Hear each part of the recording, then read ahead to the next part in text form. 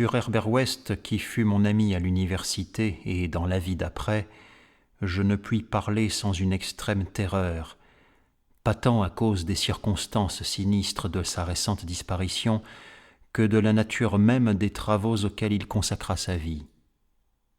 Ce sentiment prit pour la première fois une forme aiguë il y a plus de 17 ans, alors que nous étions en 3e année de médecine à l'université miskatonique d'Arkham. Tant qu'il était à mes côtés, l'aspect incroyable de ses expériences diaboliques me fascinait au plus haut point. Maintenant qu'il n'est plus là, le charme est rompu et la peur nue l'emporte. La réalité est certes terrible, mais les souvenirs et les conjectures sont pires encore. Le premier incident horrible à s'être produit du temps de notre amitié fut le grand choc de ma vie, et c'est à contre-cœur que je le raconte. Au cours de nos études, West avait déjà fait parler de lui à cause de ses folles théories sur la nature de la mort, qu'il affirmait pouvoir être vaincu par des moyens artificiels. Son point de vue, largement tourné en ridicule par la faculté et les autres étudiants, reposait sur la nature essentiellement mécanique de la vie. Pour lui, après l'arrêt des processus naturels, il était possible d'agir sur la machinerie organique de l'homme par des moyens chimiques calculés. En expérimentant différentes solutions d'animation, il avait tué et traité un nombre incroyable de lapins, de cobayes, de chats, de chiens et de singes, ce qui avait fait de lui le principal fléau de l'université. À plusieurs reprises, il était parvenu à obtenir des signes de vie, souvent violents, chez des animaux supposés morts. Mais il avait vite compris que la parfaite maîtrise du processus, à supposer qu'elle fût possible, allait nécessiter toute une vie de recherche. De plus, une méthode n'agissant jamais à l'identique suivant les espèces, il devint clair que, pour faire des progrès plus spécifiques, des sujets humains allaient être indispensables. C'est sur ce point qu'il entra pour la première fois en conflit avec les autorités de l'université. C'est le doyen de la faculté de médecine lui-même, le savant et bienveillant Dr. Alan Halsey, dont le travail en faveur des pauvres reste gravé dans la mémoire de tous les vieux habitants d'Arkham, qui lui interdit de poursuivre ses expériences. Je m'étais toujours montré d'une tolérance exceptionnelle envers les aspirations de West, et nous discutions souvent de ses théories aux ramifications et corollaires presque infinis. Partant, comme Haeckel, du principe que toute vie est un processus chimique et physique, et que la prétendue âme est un mythe, mon ami considérait que la réanimation artificielle d'un mort dépendait uniquement de l'état des tissus. Tant que la décomposition n'a pas commencé, un cadavre équipé de tous ses organes peut, en prenant les mesures qui s'imposent, réintégrer ce processus particulier que l'on appelle la vie. West comprenait bien que la détérioration, même légère, des cellules sensibles du cerveau, détérioration consécutive à une période de mort si brève fût-elle, risquait de dégrader la vie psychique ou intellectuelle du sujet. Il avait tout d'abord espéré trouver un réactif qui lui rendrait sa vitalité avant que le trépas survienne, et il avait fallu des échecs répétés sur des animaux pour lui démontrer que le mouvement de la vie naturelle et celui de la vie artificielle étaient incompatibles. Il travailla donc sur des spécimens d'une extrême fraîcheur, en prenant soin d'injecter ces solutions immédiatement après la mort. C'est précisément ce qui éveilla le scepticisme peu éclairé des professeurs, car ils pensaient qu'il n'y avait pas eu mort véritable des sujets. Ils ne prirent jamais le temps d'examiner la question de manière rationnelle. C'est peu de temps après l'interdiction de ces travaux que West me confia vouloir, d'une manière ou d'une autre, se procurer des cadavres frais et poursuivre en secret les expériences qu'il ne pouvait plus faire au vu et au su de tous.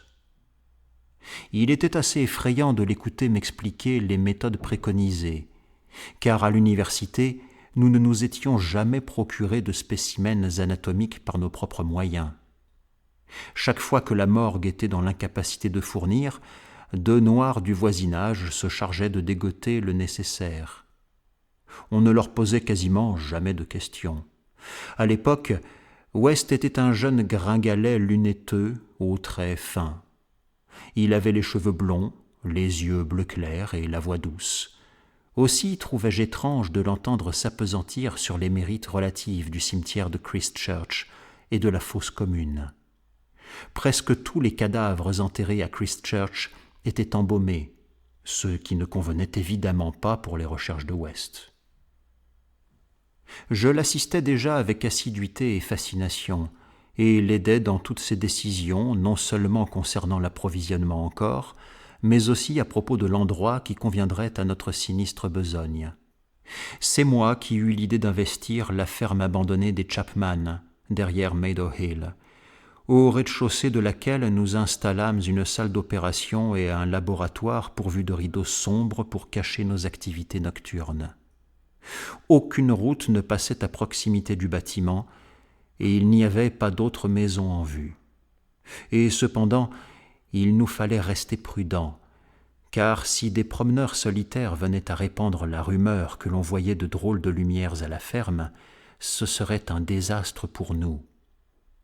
Nous étions convenus, au cas où nous serions découverts, de dire que nous avions installé un laboratoire de chimie. Progressivement, nous équipâmes notre sinistre tanière scientifique de matériel acheté à Boston ou discrètement emprunté à l'université, non sans veiller à le rendre méconnaissable, du moins aux yeux du profane. Nous nous procurâmes aussi des pelles et des pioches pour les nombreuses inhumations auxquelles nous allions devoir procéder à la cave. À l'université, nous avions recours à un incinérateur, mais un tel appareil aurait coûté trop cher pour en équiper un laboratoire clandestin.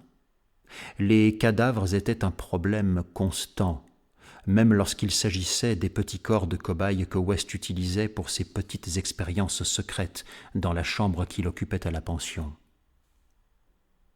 Nous suivions les avis de décès locaux comme des vampires, car nos spécimens devaient posséder des qualités bien précises.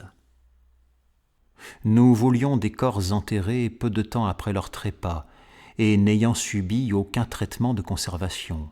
De préférence, ils ne devaient pas être atteints de malformations et, à coup sûr, il fallait qu'ils disposent de tous leurs organes.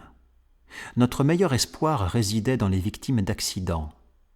Nous eûmes beau nous entretenir, prétendument au nom de l'université, avec les responsables des morgues et des hôpitaux, et cela aussi souvent qu'il était possible de le faire sans éveiller les soupçons, il se passa bien des semaines sans que nous entendions parler d'un sujet convenable. Comme la faculté était systématiquement prioritaire, nous allions peut-être devoir passer les grandes vacances à Arkham. À cette période ne se tenait plus qu'une poignée de cours d'été. Néanmoins, la chance finit par nous sourire. Un jour, nous eûmes vent de l'enterrement d'un corps presque idéal à la fosse commune. Un jeune ouvrier robuste s'était noyé le matin précédent dans l'étang Summer et avait été inhumé aux frais de la ville, sans délai ni embaumement. Cet après-midi-là, nous allâmes voir la tombe fraîche et décidâmes de nous mettre au travail juste après minuit.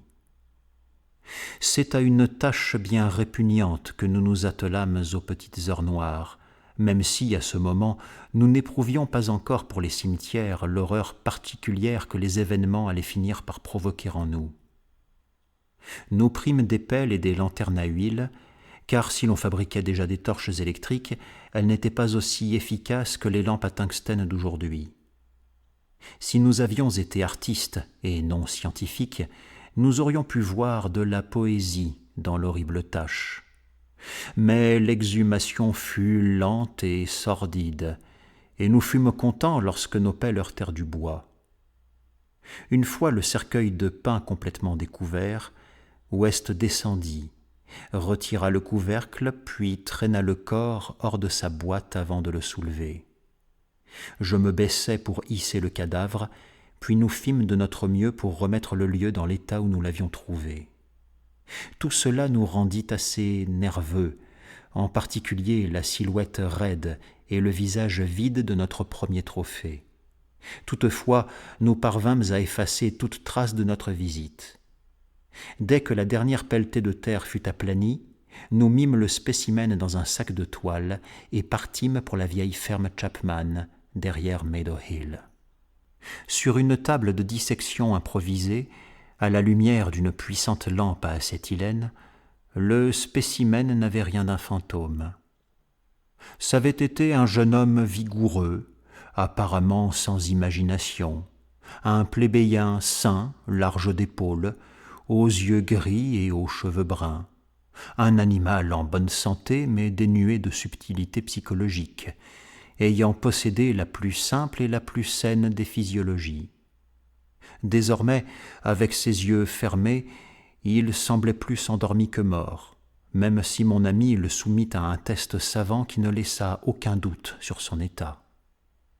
Nous avions enfin ce que West avait toujours désiré, un vrai mort de l'espèce idéale, prêt à se faire administrer la solution préparée selon les calculs et théories les plus précis pour un usage sur un humain. Nous étions très tendus. Nous savions qu'il n'y avait quasiment aucune chance que nous rencontrions un succès total, et ne pouvions nous empêcher de redouter les résultats, forcément aberrants, d'une réanimation partielle. Nous étions particulièrement inquiets de l'état de l'intellect et des pulsions de la créature, car dans le laps de temps qui s'était écoulé depuis sa mort, certaines cellules cérébrales extrêmement délicates avaient pu se détériorer. Personnellement, j'avais encore en moi de curieuses conceptions inspirées de la tradition sur l'âme, et j'étais empli de stupeur en pensant au secret que pourrait révéler un sujet revenu d'entre les morts. Je me demandais ce qu'avait pu contempler ce placide jeune homme dans les sphères inaccessibles, et ce qu'il allait parvenir à nous en dire une fois revenu à la vie. Cependant, je ne me laissais pas submerger par ces questions, car dans l'ensemble, je partageais le matérialisme de mon ami. Il était plus calme que moi lorsqu'il injecta une grande quantité de son fluide dans une veine du bras du cadavre, et s'empressa de ligaturer fermement l'incision. L'attente fut terrible, mais West ne flancha à aucun moment. De temps à autre, il appliquait son stéthoscope sur le spécimen. Chaque fois, il accueillait les résultats négatifs avec philosophie. Après environ 3/4 d'heure sans le moindre signe de vie, il déclara, non sans déception, la solution inadéquate. Mais souhaitant profiter au maximum de cette occasion, il décida de tenter un changement dans sa formule avant de se débarrasser de sa sinistre prise. Dans l'après-midi, nous avions creusé une tombe à la cave et il nous faudrait la remplir avant l'aube. Malgré la serrure que nous avions installée à l'entrée de la maison, nous préférions éviter tout risque d'être pris sur le fait. Par ailleurs, le corps ne serait plus assez frais la nuit suivante.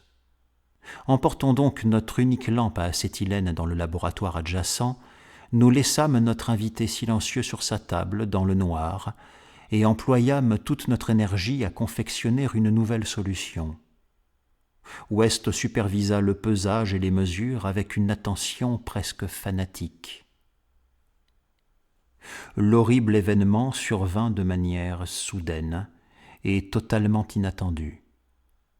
Je versai le contenu d'un tube à essai dans un autre, et West s'affairait sur la lampe à alcool qui faisait office de bec-benzène dans cette maison dépourvue de gaz, lorsque, dans la pièce noire d'encre que nous avions quittée, retentirent les cris les plus effrayants, les plus démoniaques que nous ayons jamais entendus. Le brouhaha n'aurait pas été plus indescriptible si la fosse de l'enfer s'était ouverte pour laisser échapper la souffrance des damnés, car cette inconcevable cacophonie concentrait toute la terreur de l'au-delà, tout le désespoir surnaturel de la nature animée. Ces cris ne pouvaient être humains. L'homme n'a pas de tels sons en lui. Aussi, sans plus penser à notre tâche ou au risque d'être percé à jour, West et moi bondîmes vers la fenêtre la plus proche, comme des bêtes paniquées, renversant les tubes, la lampe et les cornues sur notre passage. Nous plongeâmes comme des fous dans les ténèbres étoilées de la nuit rurale. Je crois que nous hurlions nous aussi en courant tant bien que mal vers la ville, mais en atteignant les faubourgs, nous nous continmes juste assez pour avoir l'air de fêtards rentrant aussi tardivement que péniblement d'une nuit de beuverie. Nous ne nous séparâmes pas, mais réussîmes à gagner la chambre de West, où nous chuchotâmes, toutes lumières allumées, jusqu'à l'aube. À ce moment, nous nous étions quelque peu calmés à coups de théories rationnelles et de plans de recherche, ce qui nous permit de dormir toute la journée suivante sans nous préoccuper des cours. Mais le soir venu, 2 articles sans rapport dans le journal rendirent à nouveau tout sommeil impossible. Un incendie inexplicable avait réduit la vieille maison abandonnée des Chapman en cendres.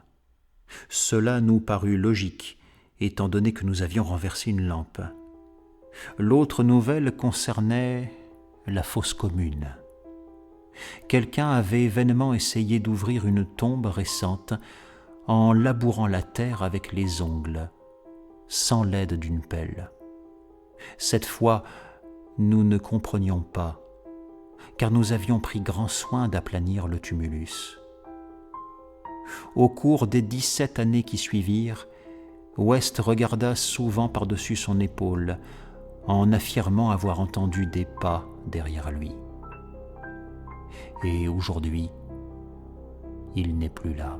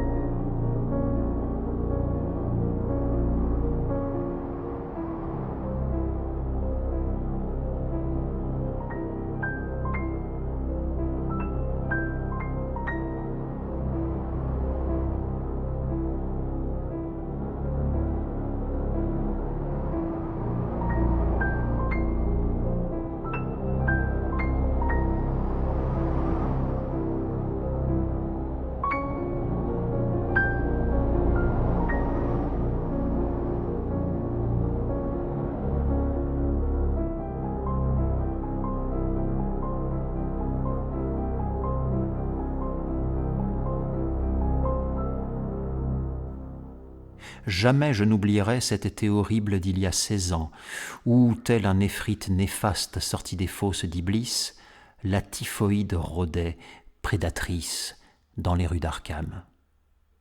C'est à cause de ce fléau satanique que la plupart des gens se rappellent cette année, car la terreur, avec ses ailes de chauve-souris, planait réellement sur les cercueils empilés dans les tombes du cimetière de Christchurch.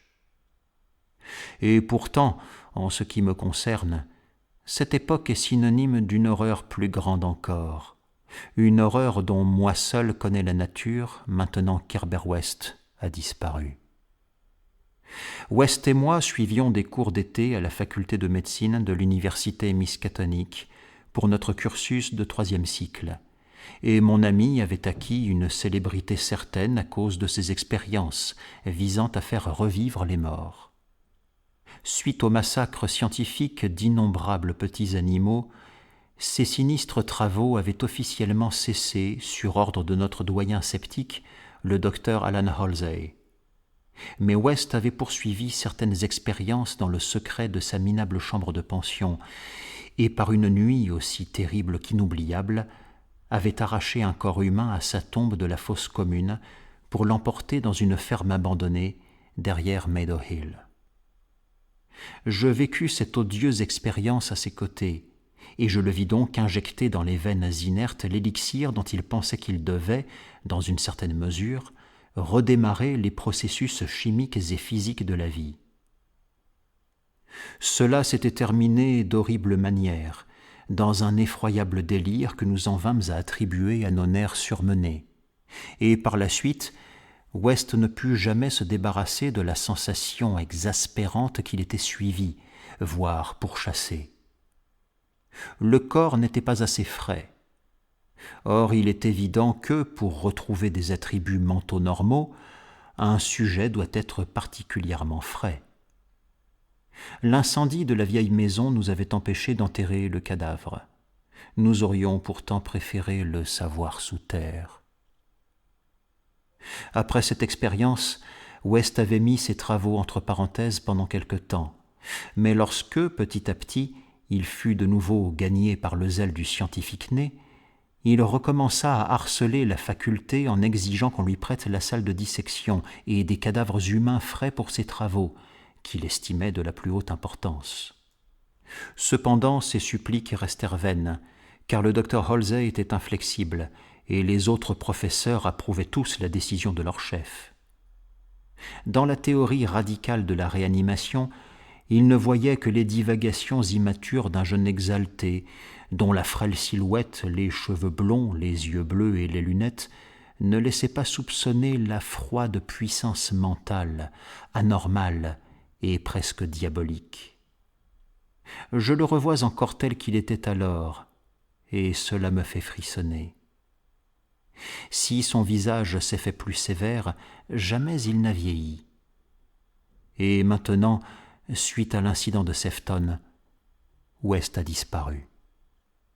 West eut une vive altercation avec le docteur Halsey vers la fin de notre dernier semestre, et du point de vue de la politesse, le verbeux échange est davantage à mettre au crédit du doyen bienveillant qu'au sien.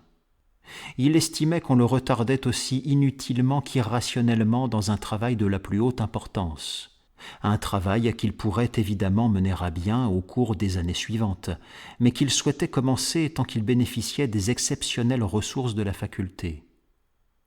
Que les vieux scientifiques prisonniers des traditions ignorent les étonnants résultats qu'il avait obtenus sur des animaux et persistent à nier la possibilité de la réanimation le dégoûtait au plus haut point. Leur réaction était incompréhensible pour un jeune homme doté de son tempérament logique. Il lui fallut gagner en maturité pour comprendre les limites mentales caractéristiques des docteurs-professeurs, produits pathétiques de générations de puritanisme, bienveillants, consciencieux, parfois doux et aimables, mais invariablement étroits d'esprit, intolérants, perclus de coutumes et dénués de sens de la perspective. L'âge est bon envers ces personnages inaboutis et heureux de l'être, dont le pire vice est leur manque de courage, et qui sont la risée de tous en guise de punition pour leurs péchés intellectuels. Des péchés comme le système ptolémaïque, le calvinisme, l'antidarwinisme, l'anti-nietzschéisme, toutes les formes de sabbatisme et de lois somptuaires. West, qui était jeune malgré ses merveilleuses connaissances scientifiques, n'était pas très patient avec le bon docteur Halsey et ses collègues érudits. Il nourrissait envers eux un ressentiment croissant, en même temps que le désir de prouver ses théories de façon éclatante et spectaculaire à ces vénérables obtus. Comme la plupart des jeunes, il se laissait aller à des rêves complexes de vengeance, de triomphe, et finalement de pardon magnanime. C'est alors que le fléau mortel et grimaçant surgit des entrailles cauchemardesques du Tartare. West et moi avions obtenu nos diplômes à peu près au même moment, mais étions restés au cours d'été pour continuer le travail, si bien que nous étions à Arkham lorsque sa fureur démoniaque se déchaîna pleinement sur la ville. Bien que nous n'eussions pas encore le droit d'exercer, nous étions désormais diplômés, et c'est avec la dernière énergie que l'on nous pressa de nous mettre au service de la communauté, car le nombre de malades augmentait. La ville était pour ainsi dire dépassée, et il y avait trop de morts pour que les entrepreneurs des pompes funèbres puissent en venir à bout. Les enterrements sans embaumement se succédèrent rapidement, et même le caveau temporaire du cimetière de Christchurch était bondé de cercueils contenant des corps non préparés. Cela ne fut pas sans effet sur West, qui pensa souvent à l'ironie de la situation. tous ces spécimens frais, et pas un seul pour ses recherches ONI. Nous croulions sous le travail, et l'insoutenable tension mentale et nerveuse rendait mon ami terriblement songeur. Mais les adversaires de West n'étaient pas moins submergés que nous. L'université était pratiquement fermée, et tous les docteurs de la faculté de médecine participaient au combat contre la fièvre typhoïde. Le docteur Halsey, en particulier, s'était distingué par son sens du sacrifice, en consacrant son extrême habileté de praticien et toute son énergie à des cas que beaucoup de ses confrères refusaient à cause du danger ou de l'inutilité apparente des soins. Avant un mois, le courageux doyen s'était élevé au rang de héros du peuple, quoiqu'il semblât inconscient de sa renommée, concentré qu'il était pour ne pas s'effondrer sous l'effet de la fatigue physique et nerveuse. West ne pouvait s'empêcher d'admirer la force d'âme de l'adversaire, mais il n'en était que plus décidé à lui prouver la véracité de ses étonnantes doctrines. Une nuit, profitant de la désorganisation de l'université et des règlements sanitaires de la ville, il parvint à faire entrer clandestinement dans la salle de dissection de la faculté un corps fraîchement trépassé. En ma présence, il lui injecta une version modifiée de la solution. La chose ouvrit indéniablement les yeux, mais se contenta de fixer le plafond avec un air d'horreur à vous figer l'âme, avant de retomber dans une inertie d'où rien ne put la sortir. West affirma que le corps n'était pas assez frais. L'air chaud de l'été n'est pas bon pour la conservation des cadavres. Nous faillîmes nous faire prendre avant d'avoir incinéré le sujet, si bien que West trouva qu'il serait peu avisé de donner suite à cette audacieuse utilisation du laboratoire de l'université. L'épidémie atteignit son point culminant en août. West et moi étions aux portes de la mort. Le docteur Halsey, quant à lui, décéda réellement le 14. Les étudiants assistèrent tous à ses funérailles organisées à la hâte le 15. La couronne qu'ils lui achetèrent, quoique impressionnante, fut éclipsée par les hommages des riches citoyens d'Arkham et de la municipalité elle-même. L'affaire fut, pour ainsi dire, publique, le doyen ayant été, à n'en point douter, un bienfaiteur de la ville.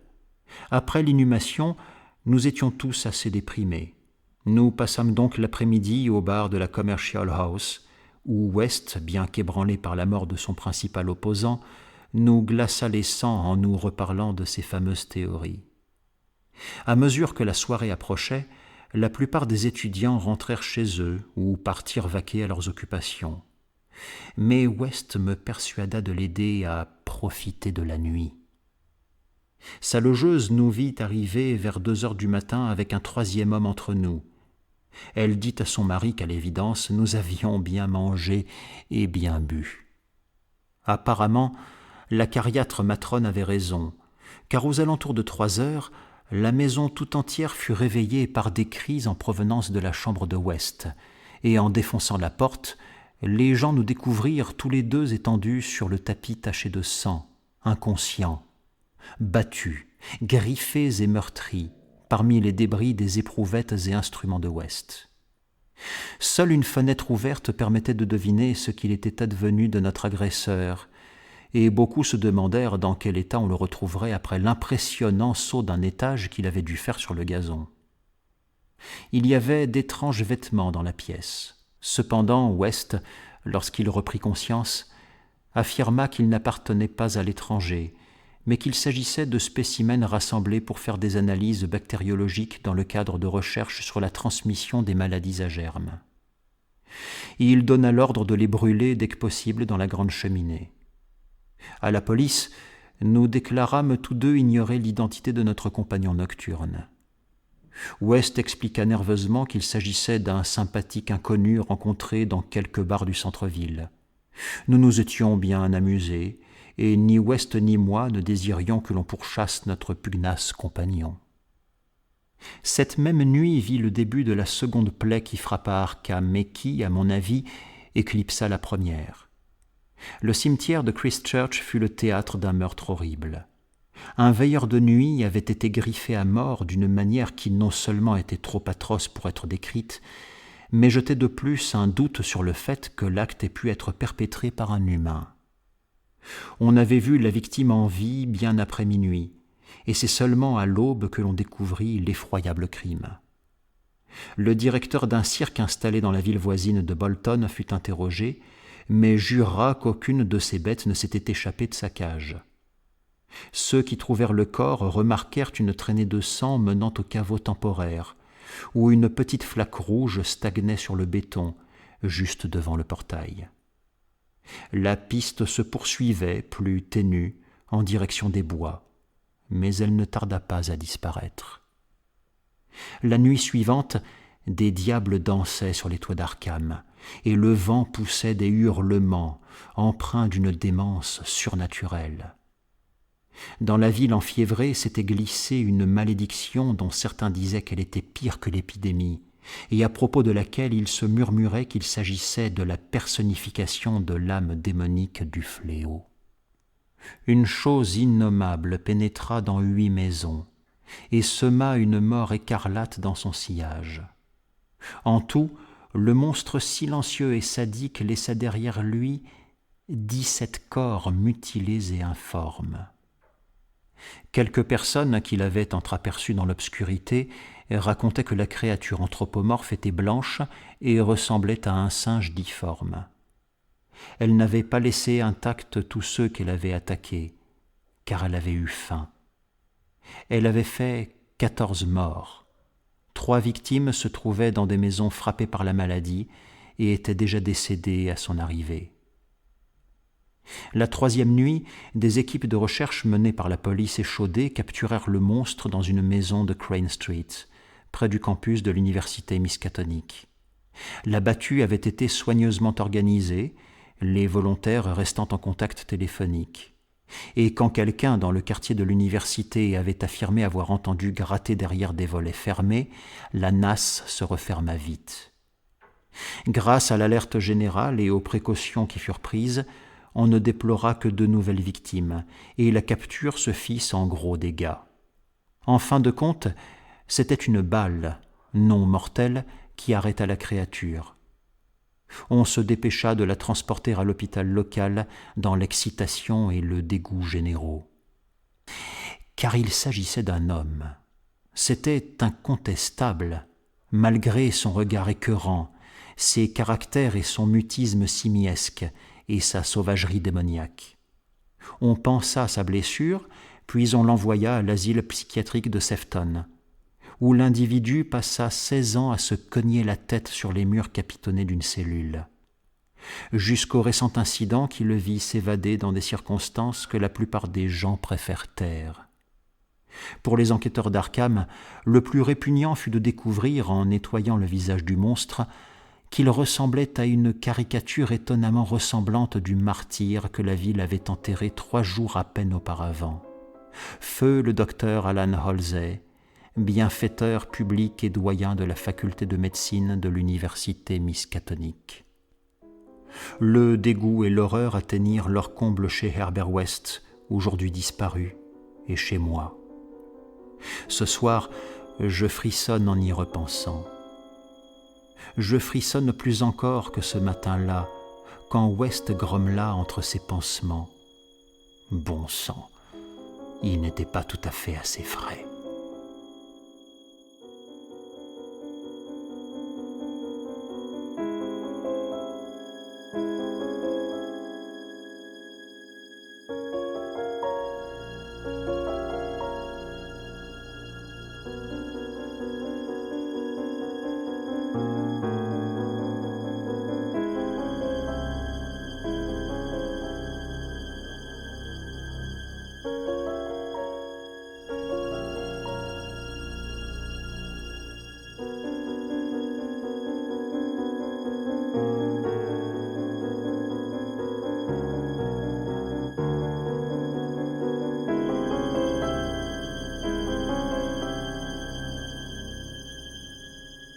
Il est inhabituel de tirer les 6 balles d'un revolver, alors qu'un seul coup de feu suffirait sans doute, mais bien des aspects de la vie d'Herbert West présentaient un caractère inhabituel. Par exemple, Il est rare qu'un jeune médecin quittant l'université soit obligé de dissimuler les principes qui le guident dans le choix d'un foyer et d'un cabinet, et pourtant ce fut le cas pour Herbert West. Lorsque nous obtînmes nos diplômes de la faculté de médecine et cherchâmes à soulager notre pauvreté en nous installant comme généralistes, nous évitâmes soigneusement de révéler que nous avions choisi notre maison à cause de son relatif isolement et parce qu'elle était aussi proche que possible de la fosse commune. Bien évidemment, nos réticences n'étaient pas infondées, car notre choix était lié aux recherches auxquelles nous consacrions notre vie et qui étaient particulièrement impopulaires.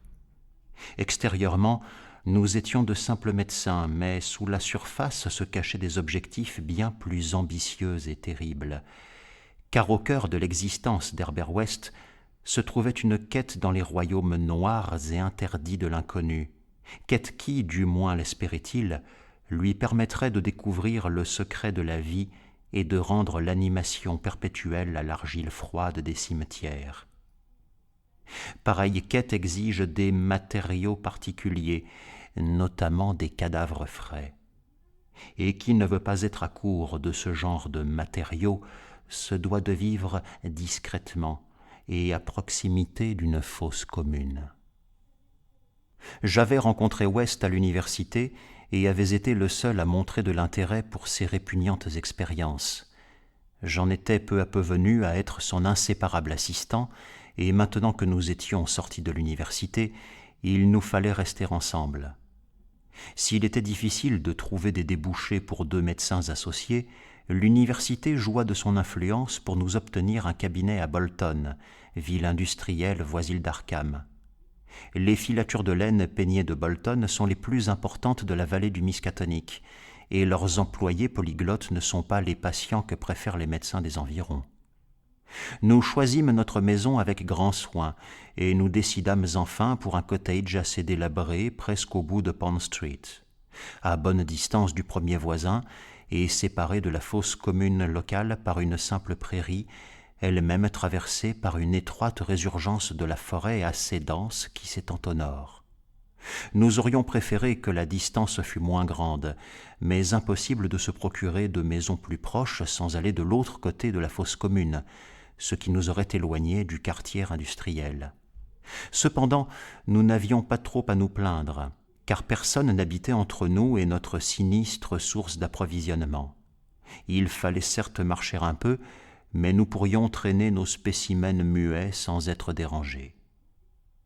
Notre clientèle fut étonnamment nombreuse dès le début, assez pour contenter la plupart des jeunes médecins, mais aussi pour constituer un pénible fardeau pour des étudiants dont le véritable intérêt résidait ailleurs. Les ouvriers de la filature étaient plutôt turbulents, et en plus de leurs nombreux besoins naturels, leurs fréquentes échauffourées, qui se terminaient parfois à coups de couteau, nous donnaient beaucoup de travail. Cependant, ce qui nous absorbait vraiment, c'était le laboratoire secret que nous avions installé à la cave, ce laboratoire à la longue table éclairée par des lampes électriques où, aux petites heures du matin, nous injections souvent les différentes solutions de West dans les veines des sujets que nous rapportions de la fosse commune. West expérimentait avec passion pour trouver quelque chose qui puisse remettre en marche les mécanismes vitaux d'un homme après qu'ils eurent été arrêtés par ce que nous appelons la mort. Malheureusement, il avait rencontré les pires obstacles. La composition de la solution devait changer à chaque type de spécimen. Ce qui fonctionnait pour les cochons d'Inde ne pouvait marcher pour les êtres humains, et les différents spécimens exigeaient d'importantes modifications. Les cadavres devaient être extrêmement frais, ou le début de nécrose des tissus cérébraux rendrait la réanimation imparfaite. Et d'ailleurs, le principal problème était de se procurer des corps assez frais. West avait eu des expériences horribles au cours de ses recherches secrètes à l'université, alors qu'il travaillait sur des sujets de fraîcheur douteuse. Les résultats d'une réanimation partielle ou imparfaite étaient bien plus terribles que les échecs complets. Nous avions tous deux des souvenirs effroyables de tels cas. Depuis notre première séance démoniaque dans la ferme abandonnée derrière Meadow Hill, à Arkham, nous sentions une menace peser sur nos épaules. D'ailleurs, West, qui pouvait la plupart du temps être décrit comme un flegmatique automate scientifique aux cheveux blonds et aux yeux bleus, avouait souvent en tremblant se sentir suivi. Une illusion psychologique de ses nerfs éprouvés, illusion renforcée par le fait indéniable et dérangeant qu'au moins un de nos spécimens réanimés était encore en vie, un terrifiant carnivore enfermé à Sefton dans une cellule capitonnée. Par ailleurs, un autre sujet avait survécu, le premier dont nous n'avions jamais connu le sort exact. Nous eûmes plus de chance avec les spécimens de Bolton, bien plus qu'à Arkham. Nous n'étions pas installés depuis une semaine que nous eûmes droit à une victime d'accident, obtenue la nuit même de son enterrement.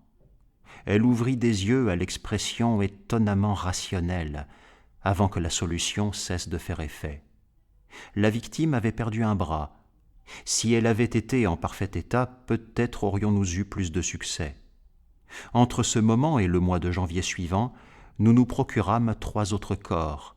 L'un fut un échec total, l'autre présenta des mouvements musculaires marqués, le dernier eut une réaction assez effrayante. Le corps se leva de lui-même et émit un son. S'ensuivit une période où nous jouâmes de déveine, les enterrements se raréfièrent, et le peu de cadavres inhumés étaient soit trop malades, soit trop mutilés pour nos besoins.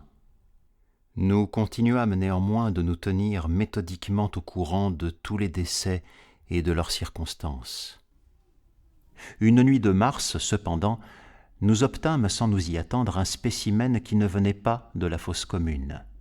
À Bolton, l'esprit éminemment puritain avait fait que les combats de boxe étaient interdits, ce qui avait eu l'effet habituel.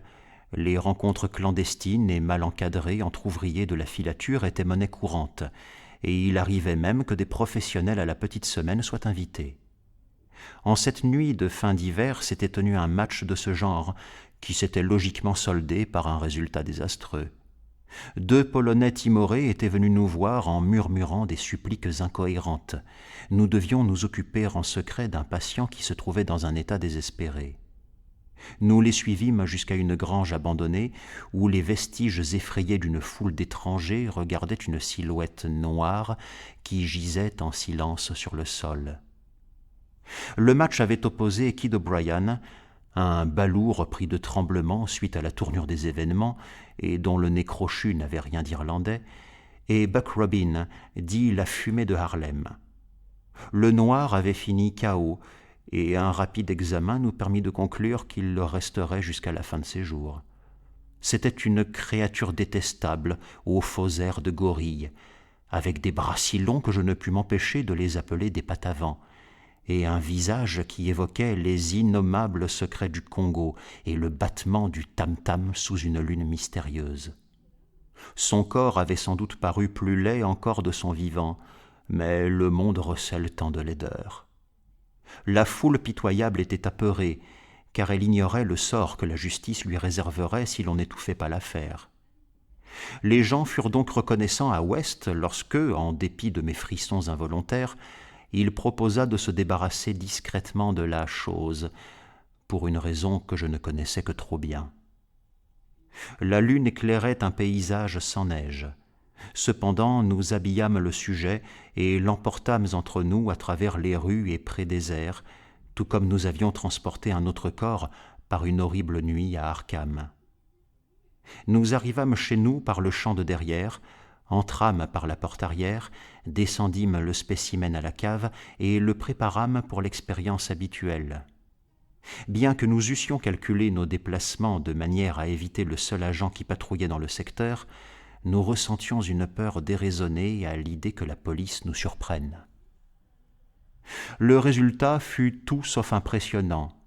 Notre prise, si épouvantable fût-elle, ne présenta pas la moindre réaction à toutes les solutions que nous injectâmes dans son bras noir. Des solutions que nous avions jusque-là toujours injectées à des sujets de race blanche. Aussi, l'aube approchant dangereusement, nous fîmes ce que nous avions fait avec ses prédécesseurs. Nous traînâmes le corps à travers champs jusqu'au bras de forêt, près de la fosse commune. Là, nous fîmes de notre mieux pour l'enterrer malgré le sol gelé. La tombe n'était pas très profonde, mais pas moins convenable que celle du sujet précédent, celui qui s'était levé et avait gémi. À la lumière de nos lanternes sourdes, nous le recouvrîmes soigneusement de feuilles et de vignes mortes.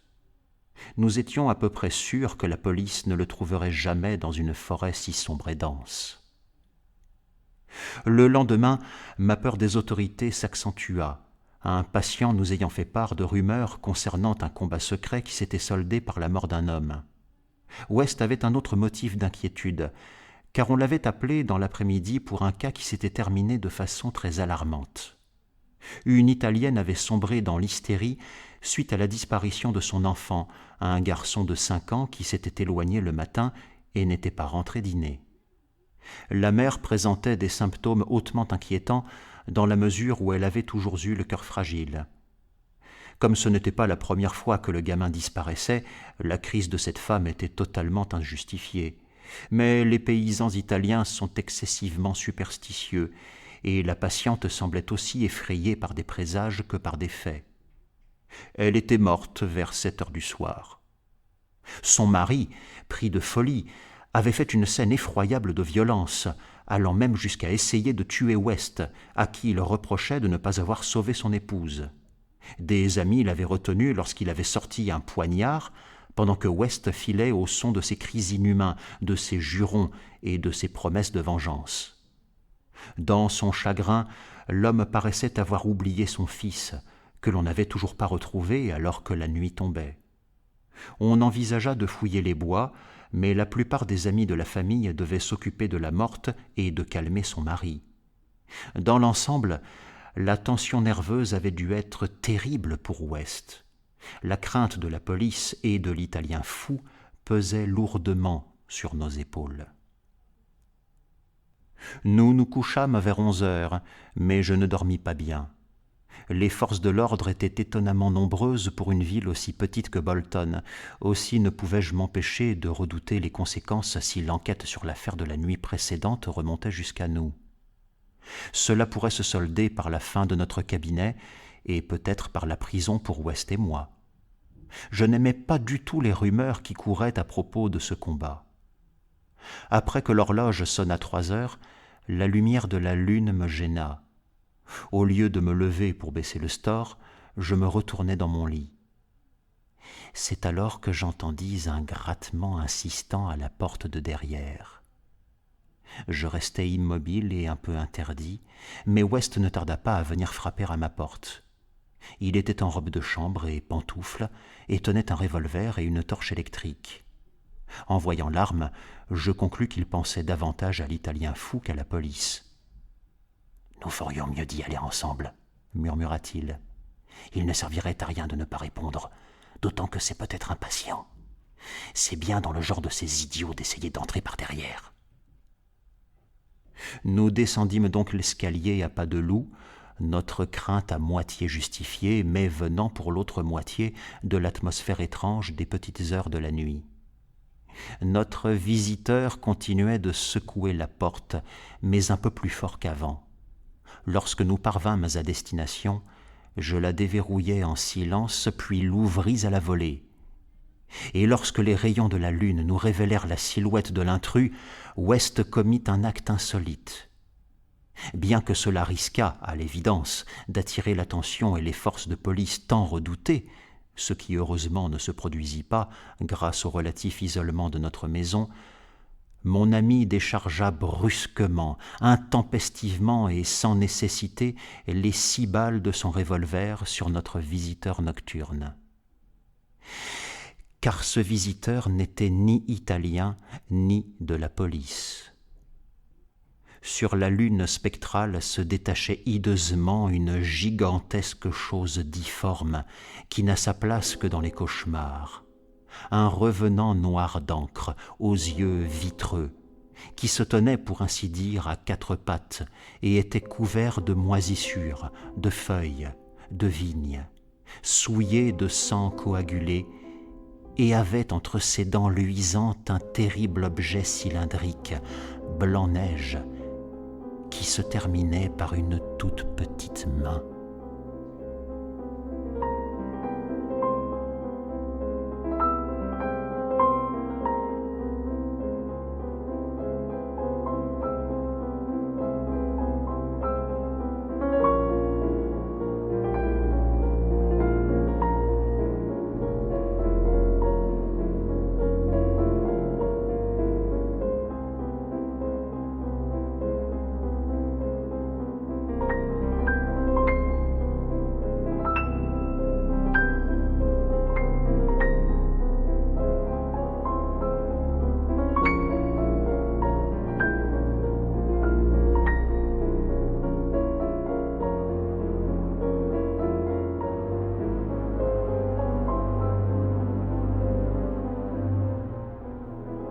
C'est le cri d'un homme mort qui attisa en moi une horreur exacerbée pour le docteur Herbert West, horreur dont je ne pus me défaire dans les dernières années de notre relation.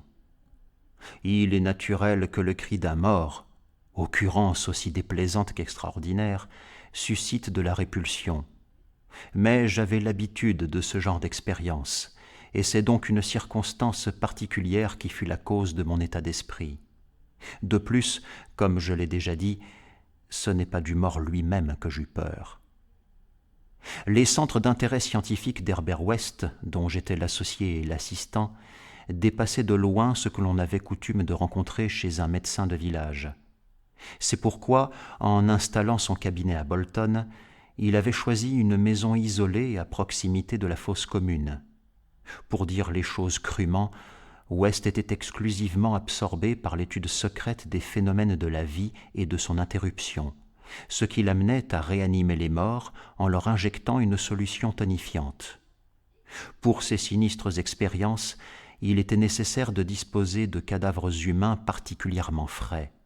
Frais parce que le plus petit début de décomposition endommageait irrémédiablement les cellules cérébrales. Humains à cause du fait que la composition de la solution changeait pour chaque type d'organisme. Nous avions tué et traité lapins et cochons d'Inde en grand nombre, mais la piste n'avait débouché sur rien. Si West n'avait jamais réussi une réanimation complète, c'était faute de pouvoir se procurer un corps suffisamment frais. Il voulait des sujets qui venaient juste de mourir, des corps dont toutes les cellules étaient intactes et qui restaient donc capables de recevoir à nouveau l'impulsion leur rendant cette activité que l'on appelle la vie. Nous avions l'espoir que cette seconde vie artificielle puisse être rendue perpétuelle en répétant les injections. Cependant, nous avions appris que la vie ordinaire, naturelle, ne réagissait pas à cette stimulation. Pour déclencher le mouvement artificiel, la vie véritable devait avoir cessé.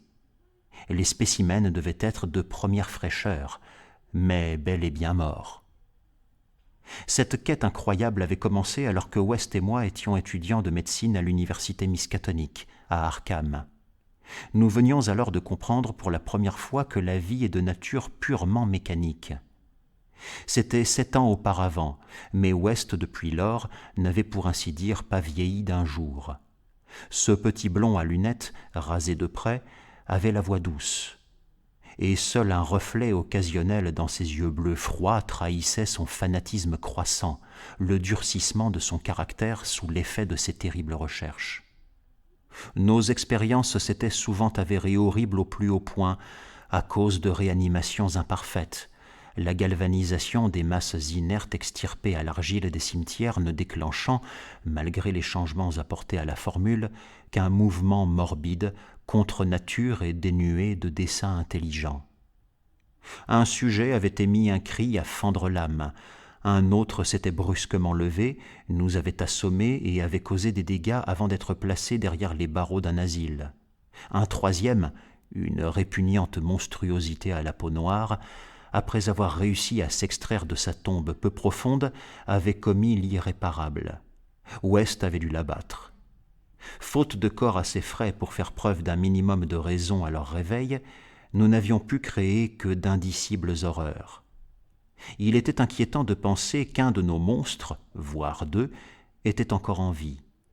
Cette pensée nous hanta sans relâche jusqu'au jour où West disparut dans d'effroyables circonstances. Toutefois, à l'époque du cri dans le laboratoire installé dans la cave de notre cottage isolé de Bolton, ces craintes étaient secondaires par rapport à notre désir de nous procurer des spécimens d'une fraîcheur extrême.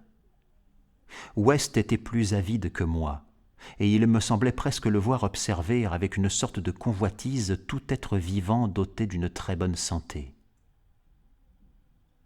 C'est en juillet 1910 que notre malchance concernant les spécimens commença à tourner.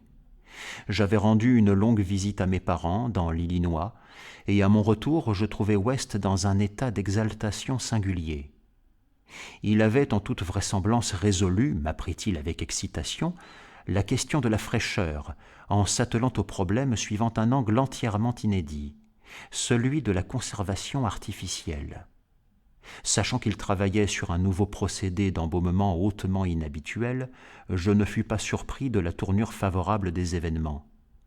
Mais jusqu'à ce qu'il m'explique les détails, je ne voyais pas en quoi ce procédé pourrait nous aider dans notre tâche, puisque l'état inacceptable de nos spécimens résultait principalement du délai qui s'écoulait entre la mort et le moment où nous nous les procurions. Je voyais désormais que West avait clairement identifié le problème. Il avait créé son procédé d'embaumement pour un usage futur plutôt qu'immédiat, et s'en remettait au destin pour trouver un cadavre très récent et non enterré, comme le noir tué dans un combat clandestin à Bolton des années auparavant. Et enfin, le sort s'était montré clément, comme en témoignait le corps allongé dans notre laboratoire secret, corps dont la décomposition ne pouvait pas avoir commencé. Ce qui se produirait lors de la réanimation, et s'il était raisonnable d'espérer un réveil de la conscience et de l'esprit du sujet, West ne se risqua pas à le prédire. L'expérience constituerait une étape importante de nos recherches, et il avait gardé le corps pour mon retour, afin que nous puissions assister ensemble au spectacle, comme à notre habitude. West me raconta comment il s'était procuré le sujet. C'était un homme vigoureux, un étranger bien vêtu, tout juste descendu du train pour aller traiter quelque affaire avec les filatures de Bolton. Il avait longuement marché à travers la ville, et lorsqu'il s'était arrêté chez nous pour demander le chemin des usines, son cœur avait déjà été soumis à rude épreuve. Juste après avoir refusé un remontant, il était tombé raide mort. Comme on pourrait s'y attendre, West accueillit ce cadavre comme un cadeau divin. Lors de leur brève conversation, l'étranger avait précisé que personne ne le connaissait à Bolton, et la fouille de ses poches révéla qu'il s'agissait d'un dénommé Robert Leavitt, de Saint-Louis, et qu'il n'avait aucune famille susceptible de lancer des recherches sur sa disparition. Si nous ne parvenions pas à rendre la vie à cet homme, personne n'aurait vent de notre expérience. En effet, nous enterrions nos cobayes dans un bras de forêt dense entre notre maison et la fosse commune. Si, d'un autre côté, nous arrivions à le réanimer, notre renommée serait glorieusement et à jamais établie. Aussi, West s'était empressé d'injecter dans le poignet du défunt la solution qui le garderait frais jusqu'à mon retour. La fragilité supposée du cœur du sujet, de mon point de vue, risquait de compromettre le succès de notre expérience, ne semblait pas gêner West outre mesure.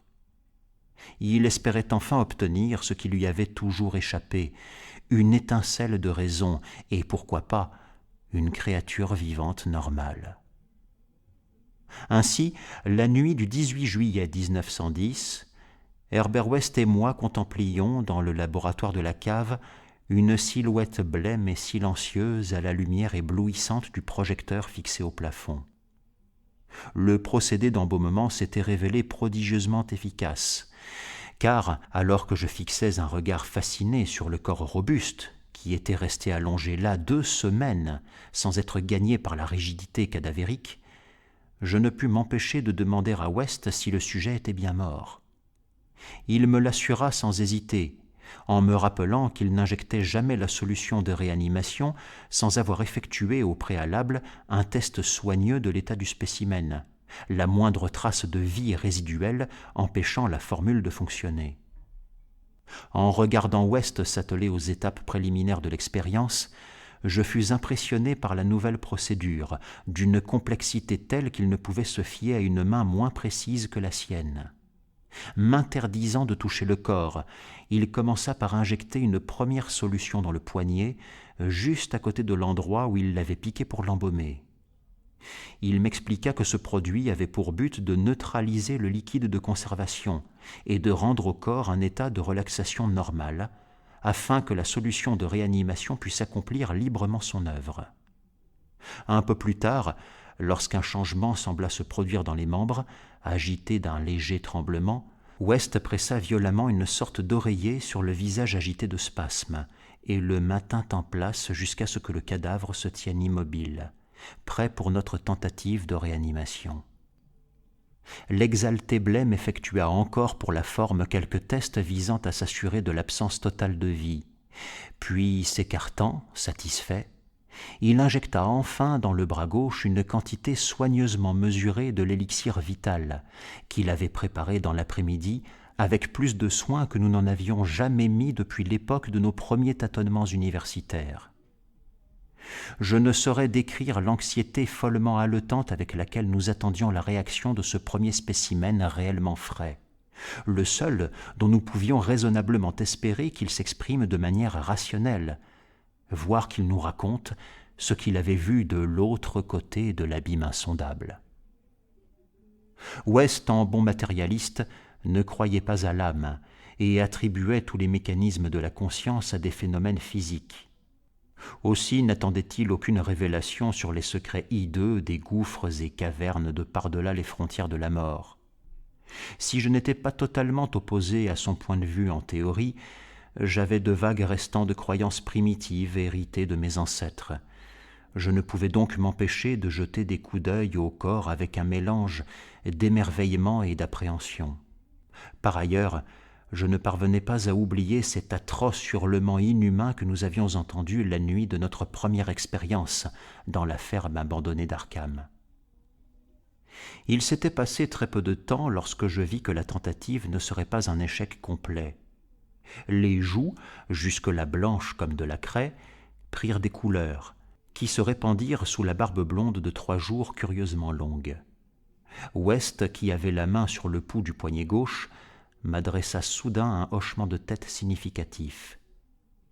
Presque simultanément, de la buée apparut sur le miroir incliné au-dessus de la bouche du sujet. Quelques mouvements musculaires spasmodiques agitèrent le corps, puis nous l'entendîmes respirer et vîmes sa poitrine se soulever. Je regardai les paupières closes et eus l'impression de les voir trembler. Soudain, elles s'ouvrirent et dévoilèrent des yeux gris, calmes et vivants, mais toujours dénués d'intelligence et même de curiosité.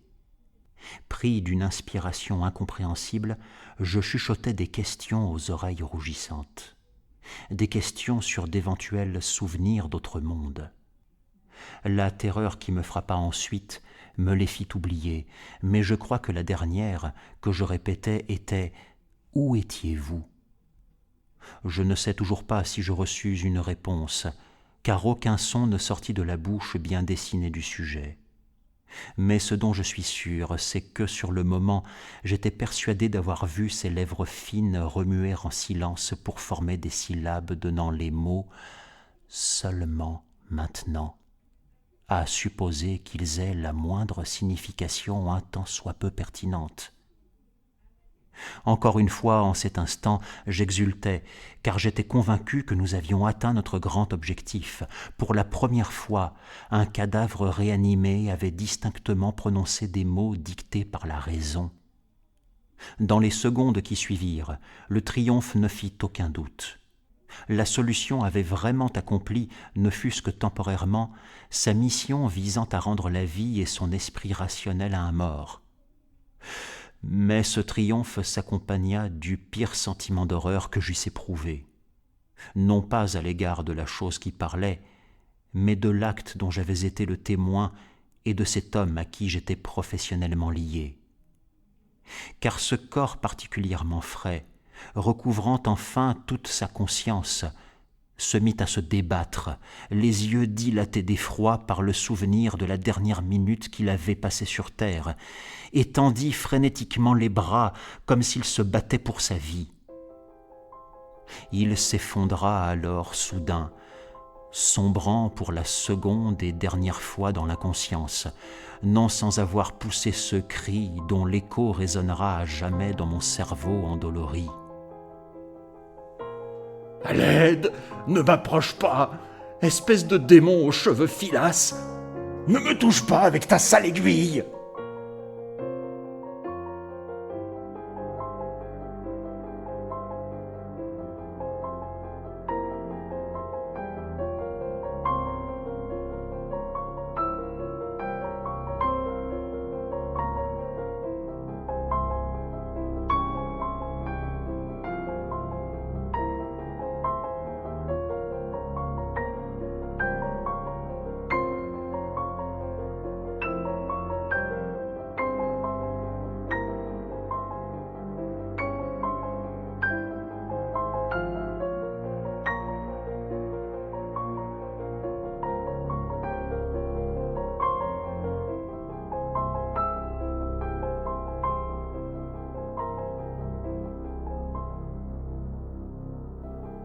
On a raconté bien des horreurs, jamais publiées, sur ce qui s'était passé sur les champs de bataille de la Grande Guerre.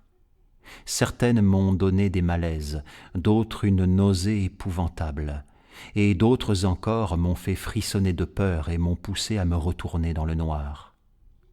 Et pourtant, si horribles que soient ces récits, je pense avoir un sujet bien pire, l'abominable, l'incroyable, la surnaturelle horreur venue des ténèbres. En 1915, j'étais médecin avec le grade de premier lieutenant dans un régiment canadien opérant dans les Flandres. Je comptais parmi les nombreux Américains qui avaient précédé l'entrée du gouvernement dans le gigantesque conflit. Je ne m'étais pas engagé de ma propre initiative. Cela s'était fait naturellement pour suivre l'homme dont j'étais l'indispensable assistant, le docteur Herbert West, célèbre chirurgien de Boston. Le docteur West s'était montré désireux de servir comme chirurgien dans une grande guerre, et lorsque l'occasion s'était présentée, il m'avait emmené presque contre mon gré. J'avais des raisons de souhaiter que la guerre nous sépare, des raisons de trouver de plus en plus insupportable la pratique de la médecine et la compagnie de West. Mais lorsqu'il partit pour Ottawa et obtint, grâce à l'influence d'un confrère, de servir comme médecin sous le grade de major, je cédai devant l'insistance de cet homme bien décidé à ce que je l'accompagne pour continuer de l'assister.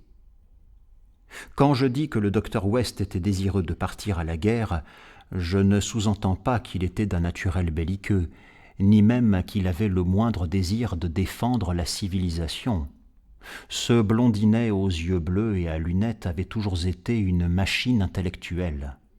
Je pense qu'il méprisait en secret mes élans martiaux occasionnels et mes condamnations d'une neutralité confinant à l'inertie. Cependant, il était venu chercher quelque chose dans les Flandres embrasées, et pour l'obtenir, il devait se présenter sous des dehors militaires. Ce qu'il cherchait, nul autre que lui ne le désirait. Il s'agissait d'une chose liée à cette branche spécifique de la médecine qu'il avait choisi de suivre de façon clandestine, et dans laquelle il avait eu des résultats étonnants, et parfois atroces. Ce qu'il cherchait, en fait, c'était tout simplement une source abondante de morts récents à tous les stades d'amputation. Si Herbert West avait besoin de cadavres frais, c'était parce qu'il consacrait sa vie à la recherche sur la réanimation des morts. La clientèle huppée, qui avait si promptement bâti sa réputation après son installation à Boston, ne savait rien de ses travaux. Moi, par contre, qui étais son ami le plus proche et son unique assistant depuis nos études en médecine à l'université Miskatonic, je ne les connaissais que trop bien. C'est pendant ces années universitaires que West avait commencé ses terribles expériences, tout d'abord sur de petits animaux, puis sur des corps humains qu'il se procurait par des biais révoltants. Il injectait une solution de son invention dans les veines des cadavres, et s'ils étaient assez frais, il réagissait de façon insolite. Il avait eu beaucoup de mal à trouver la bonne formule, chaque type d'organisme ayant besoin, pour revivre, d'un stimulus adapté. La terreur s'emparait de lui lorsqu'il pensait aux résultats de ses échecs partiels, des horreurs nées de solutions mal dosées ou de corps insuffisamment frais. Un certain nombre de ces créatures étaient encore en vie.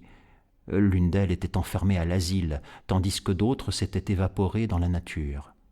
Et quand il pensait à certaines éventualités concevables, encore que presque impossibles, il frissonnait souvent malgré son habituelle impassibilité.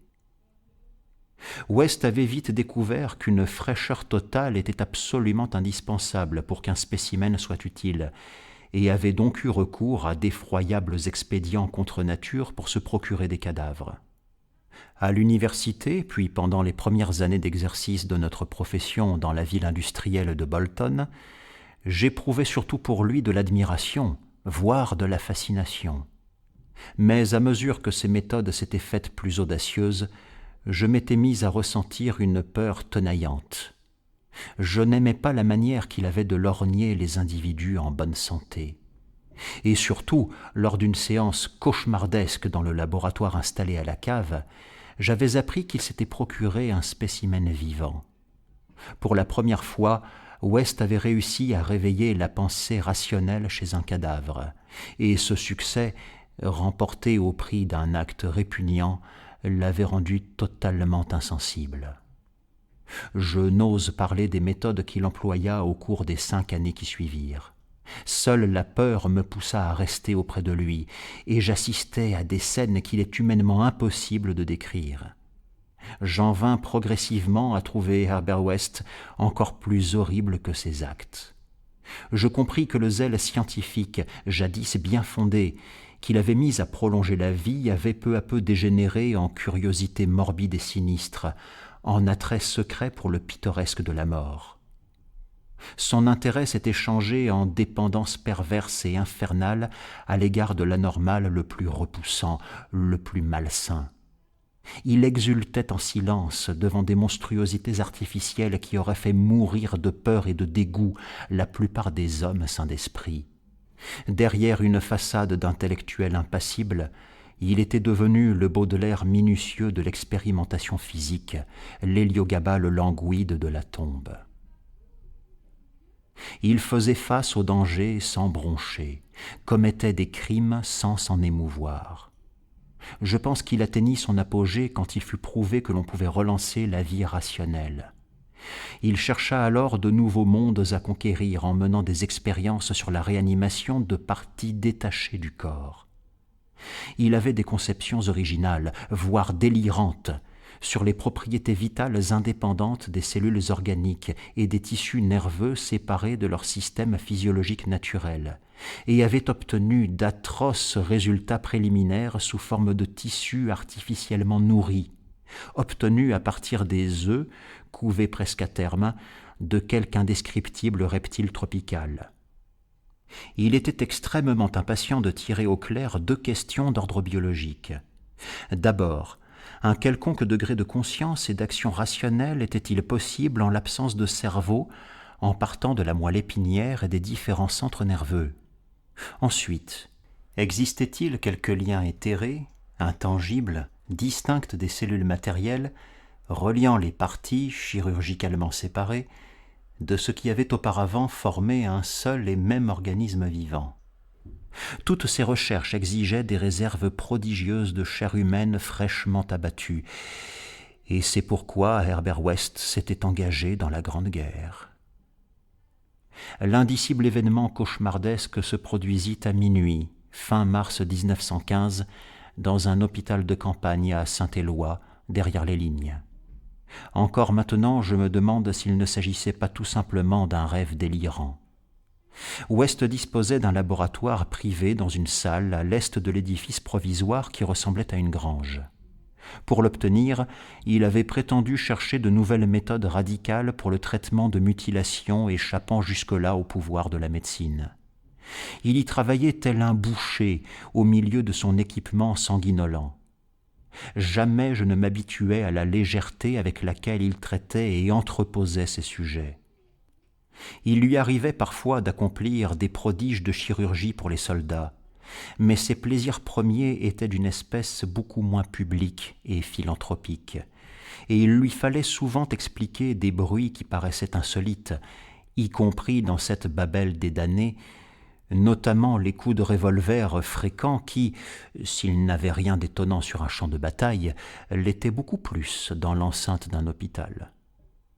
Les spécimens réanimés du docteur West n'étaient destinés ni à une longue existence, ni à un large public. En plus de tissus humains, West se servait abondamment de ceux qu'il prélevait dans les embryons de reptiles dont la culture avait donné de si singuliers résultats.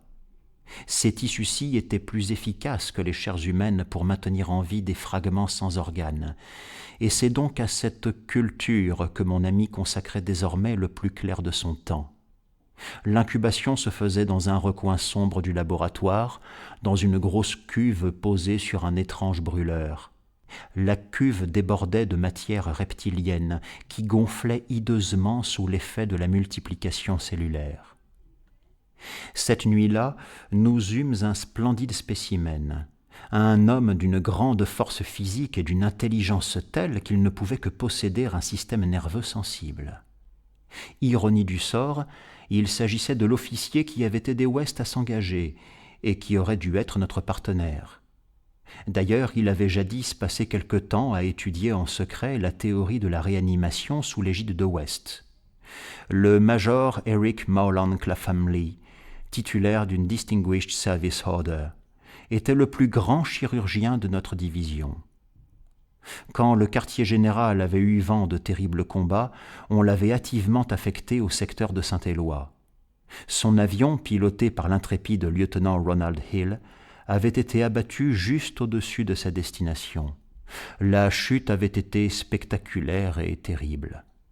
Hill était méconnaissable, mais lorsque l'on sortit le grand chirurgien de l'épave, son corps était intact à l'exception de sa tête presque entièrement détachée. West s'était emparé avec avidité de la chose sans vie qui avait jadis été son ami et son camarade d'études. Je frémis en le regardant finir de couper la tête pour la déposer dans sa cuve infernale, remplie d'épais tissus reptiliens, afin de la conserver pour des expériences ultérieures, puis lorsqu'il entreprit de traiter le corps décapité sur sa table d'opération. Il lui injecta du sang frais, ligatura des veines, des artères et des nerfs au niveau du cou tranché, puis referma l'effroyable ouverture avec une greffe de peau provenant d'un spécimen non identifié qui avait porté un uniforme d'officier. Je savais ce qu'il cherchait. Il voulait savoir si ce corps hautement organisé pourrait, en l'absence de tête, montrer le moindre signe de cette activité mentale qui avait distingué Sir Eric Mowland Clapham Lee. Le tronc inerte de cet ancien étudiant en réanimation était, par une abominable ironie, appelé à nous servir de cobaye. Je revois encore Herbert West injecter sa solution dans le bras du corps sans tête sous le sinistre éclairage électrique. Je ne puis décrire la scène sans risquer de défaillir, car la folie règne dans une pièce pleine de fragments de corps entreposés, où les débris humains sans importance jonchant le sol poisseux de sang nous arrivaient presque à la cheville, et où des monstruosités reptiliennes bourgeonnantes, parcourues de bulles, mijotaient sur la petite flamme tremblotante bleu-vert du brûleur, dans un coin rempli d'ombres noires. Le spécimen, remarqua West de manière répétée, était doté d'un système nerveux splendide. Il en attendait beaucoup et lorsque les premiers soubresauts apparurent, je lus l'intérêt fiévreux de West sur son visage. Il était prêt, je pense, à voir se vérifier sa conviction de plus en plus nette que la conscience, la raison, la personnalité pouvaient exister indépendamment du cerveau, que l'homme ne possédait pas d'esprit centralisé, mais n'était qu'une machine composée de matière nerveuse, chaque section formant un ensemble plus ou moins complet. Cette démonstration triomphale allait permettre à West de reléguer le mystère de la vie au rang de mythe. Le corps s'agita avec plus de vigueur, et sous nos yeux avides, commença à se soulever de façon effrayante. Les bras furent pris de mouvements tremblants, le spécimen plia les jambes, et différents muscles se contractèrent de façon répugnante. Sur ce, la chose sans tête lança les bras en avant dans un geste indéniablement désespéré. Réaction intelligente qui suffit apparemment à prouver toutes les théories d'Herbert West. À n'en point douter, les nerfs se rappelaient le dernier acte de vie de cet homme, lorsqu'il avait lutté pour se libérer de l'avion sur le point de s'écraser. Je ne saurai jamais vraiment ce qui arriva ensuite. Peut-être fûmes-nous victimes d'une hallucination suite au choc provoqué, à cet instant, par la soudaine et complète destruction du bâtiment dans un incendie suite à la chute d'un obus allemand. Qui pourrait le nier, puisque West et moi fûmes les seuls survivants avérés? Cette explication avait la faveur de West avant sa récente disparition, mais il n'arrivait pas toujours à se convaincre de sa véracité. Car il paraît étrange que nous ayons eu la même hallucination. L'événement, bien qu'abominable, fut fort simple, et uniquement remarquable à cause de ce qu'il impliquait. Le corps sur la table s'était redressé en tâtonnant à l'aveuglette, et nous entendîmes un son. J'ose à peine parler de voix, car c'était trop horrible. Et cependant son timbre n'était pas ce qu'il y avait de plus atroce, pas davantage que son message. Elle avait tout simplement hurlé « Sautez, Ronald, pour l'amour de Dieu, sautez !» Non. Le plus atroce était bien l'origine du cri. Il venait de la grande cuve couverte, entreposée dans cet effrayant recoin grouillant d'ombre noire.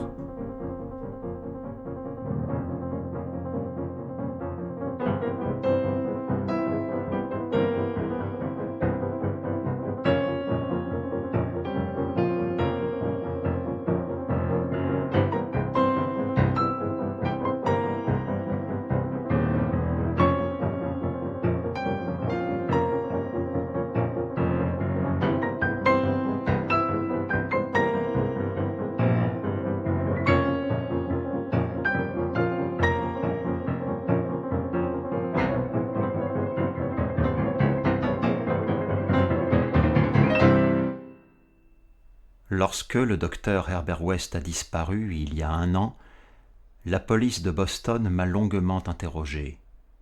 On me soupçonnait de cacher quelque chose, voire d'avoir commis l'irréparable.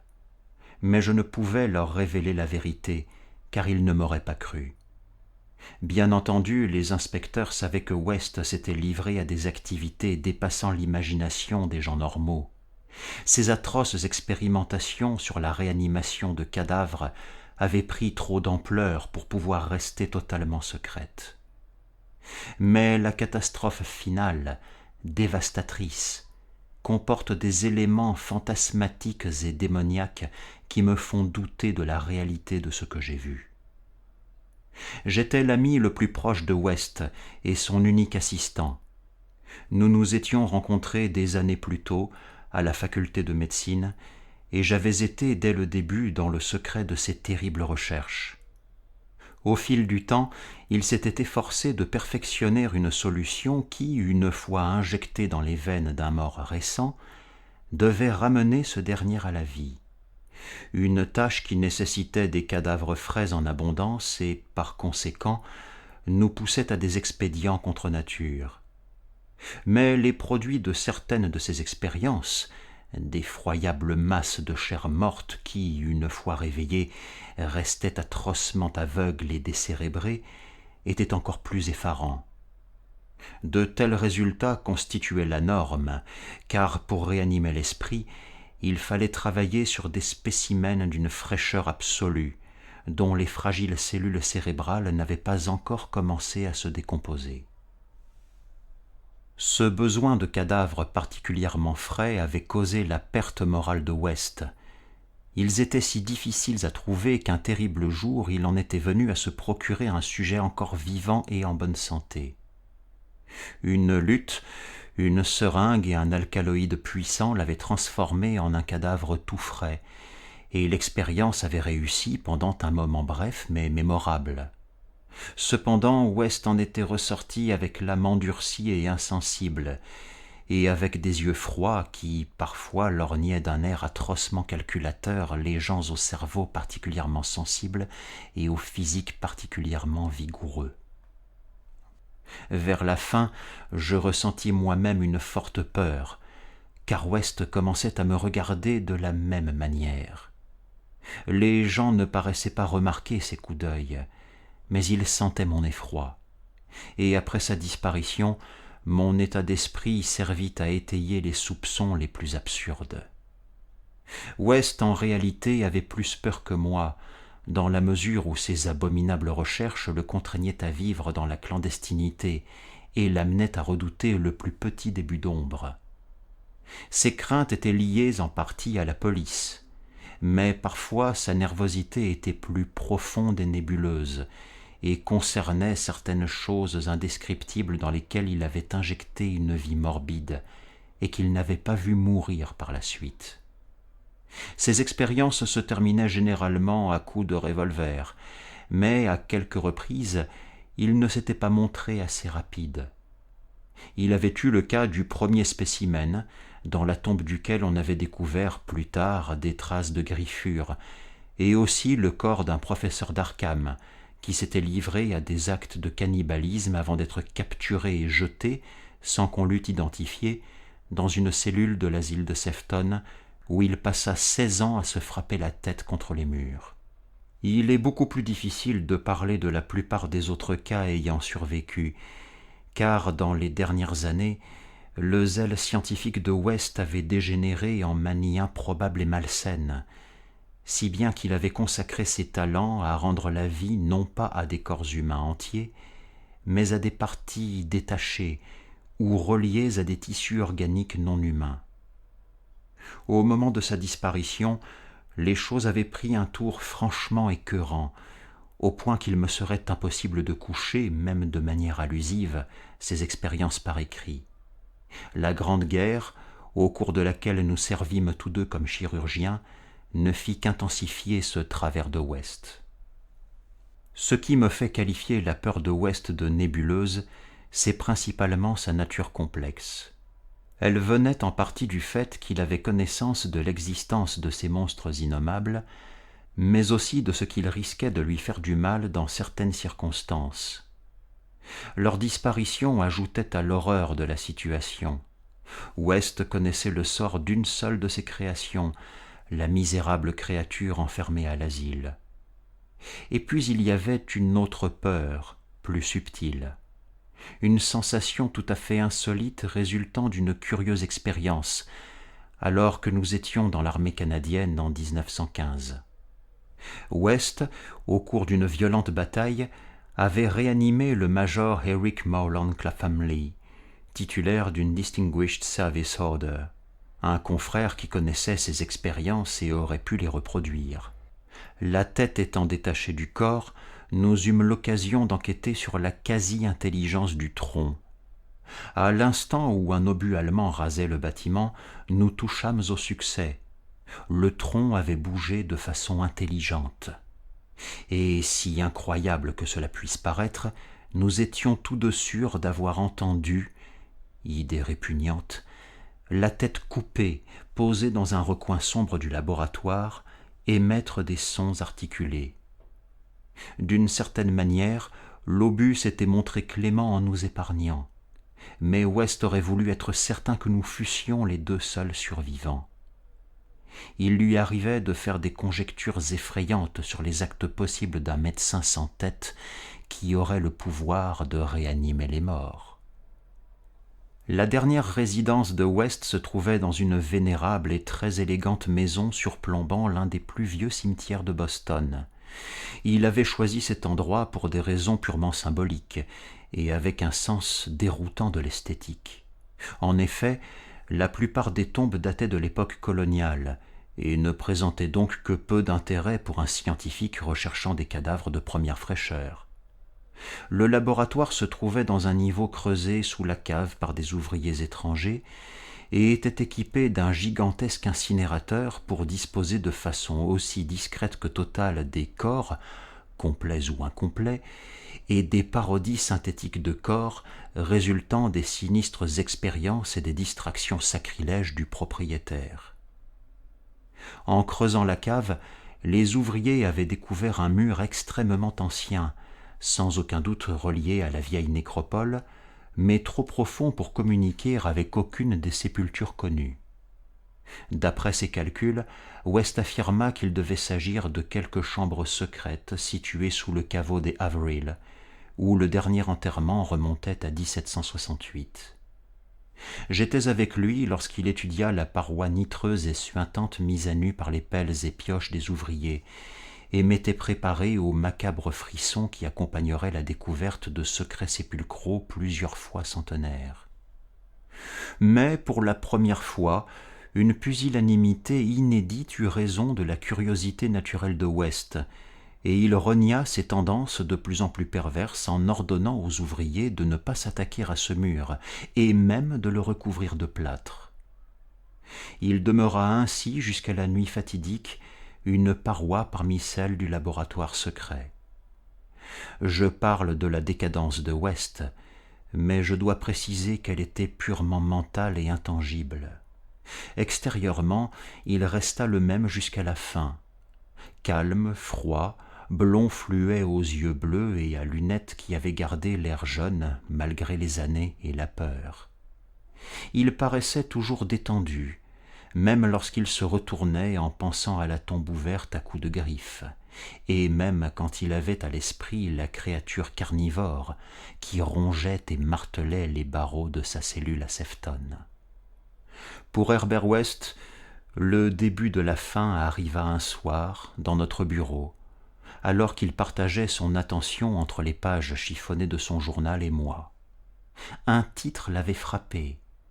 C'était comme si une titanesque patte garnie de griffes abominables venait de jaillir d'un passé remontant à 16 ans. Quelque chose d'effroyable, d'incroyable, s'était produit à l'asile de Sefton, à 80 kilomètres de là. Le voisinage était sous le choc, la police déconcertée. Au petit matin, un groupe d'hommes avait pénétré en silence dans le parc de l'hôpital. Le chef avait réveillé le personnel. C'était un homme de type militaire, qui parlait sans remuer les lèvres, à la façon d'un ventriloque, et dont la voix semblait provenir de la grande valise noire qu'il portait. Son visage dénué d'expression était d'une beauté éclatante, mais lorsque la lumière du hall l'avait éclairé, le directeur en était resté interdit, car l'homme avait un visage de cire et des yeux de verre peint, sans doute le résultat d'un effroyable accident. Un homme plus grand guidait ses pas, une masse repoussante dont la figure bleuâtre semblait à moitié rongée par quelque maladie inconnue. Celui qui parlait avait exigé la garde du monstre cannibale envoyé d'Arkham 16 ans plus tôt. Lorsqu'il essuya un refus, il donna un signal qui déclencha une épouvantable scène de violence. Les démons avaient battu, piétiné et mordu tous les surveillants qui ne s'étaient pas enfuis. Après en avoir tué 4, ils parvinrent à libérer le monstre. Les victimes capables de raconter les faits sans sombrer dans l'hystérie jurèrent que les créatures s'étaient moins comportées comme des hommes que comme des automates étranges, obéissant aux ordres du chef au visage de cire. Le temps que les secours arrivent, les agresseurs et le fou qu'ils avaient libéré avaient disparu sans laisser de traces. Après avoir lu cet article, West resta pour ainsi dire paralysé. À minuit, on sonna à la porte, ce qui le fit sursauter d'effroi. Comme tous les domestiques dormaient au grenier, j'allais ouvrir. Je l'ai dit plus tard à la police, il n'y avait pas de véhicule dans la rue, rien qu'un groupe d'individus bizarres portant une grande boîte carrée qu'ils déposèrent dans l'entrée après que l'un d'eux avait grogné d'une voix particulièrement étrange. « Express, port payé. » Ils ressortirent en file indienne d'un pas saccadé. En les regardant s'éloigner, j'eus la drôle d'impression qu'ils se dirigeaient vers le vieux cimetière auquel était accolé l'arrière de la maison. Dès que je claquai la porte, West descendit voir la boîte. Elle mesurait à peu près 60 centimètres de côté et portait bien le nom de West et son adresse actuelle. Dessus, il était aussi inscrit « De la part d'Eric Morland Clapham Lee, Saint-Éloi, Flandre ».